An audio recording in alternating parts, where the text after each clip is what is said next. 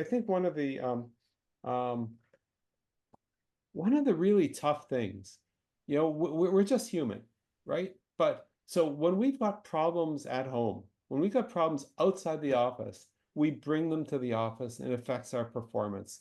We're worried about what's going on. You've got a kid or a parent who's ailing in a hospital. You can't help but not think about that. You bring it into the office, or there's dispute between you and a loved one. It's the same thing. You bring it into the office, right? You try and sort of focus on the work, but we're only human, right?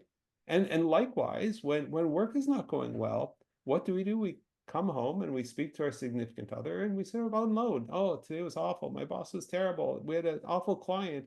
Such and such happened, right? And that's kind of like the support system, right? We're just one person. We bring work home. We bring home to the work, right? And so, Ronnie, your thing is, well, what happens if work is not actually that great? What happens in everything? Well, I would say, first of all, that, what you do with your time, if it doesn't light you up, okay, if it doesn't give you energy, it's going to take energy away, right? And there's always situations where people have got jobs where they just need the money. Um, Somebody that I was coaching a few years ago, this person was a very, very senior person in the classical musical industry, top of his game. And the challenge with him was, I don't actually like what I do every day, but I'm really, really good at it, really, really good at it, and I get paid a lot of money for it.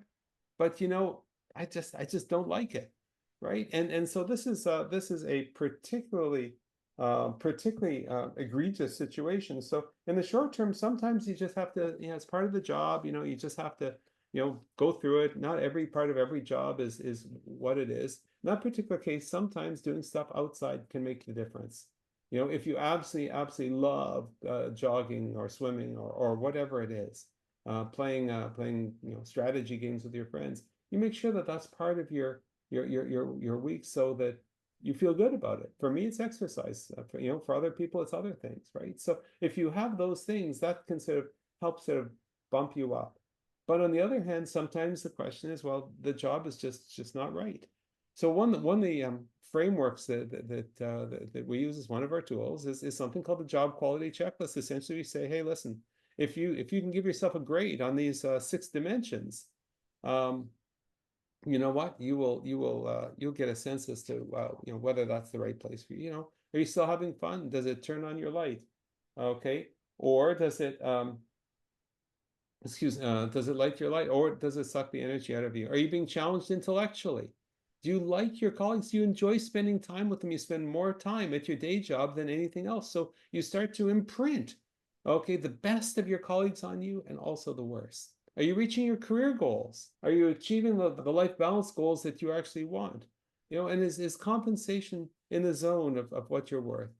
If some of these things are a little bit off, as long as you can see a path to fixing them, life is good, right? If you're not having fun, you're going to be hollowed out in time. It doesn't matter what you do outside. It's just gonna, if you're not learning, if you're not being challenged intellectually, you're not going to get smarter over the years. You're going to get dumber. You'll lose the intellectual flexibility to deal with things. If you don't enjoy your colleagues, then nobody quit an organization. They quit their boss. People have seen that a whole bunch of times, right? And so on. And I share these because if we think about the personal balance sheet and those 7 dimensions I talked about at the very beginning, if we actually spend time on some of these personal balance sheet dimensions, strangely, okay, they leak into work as well.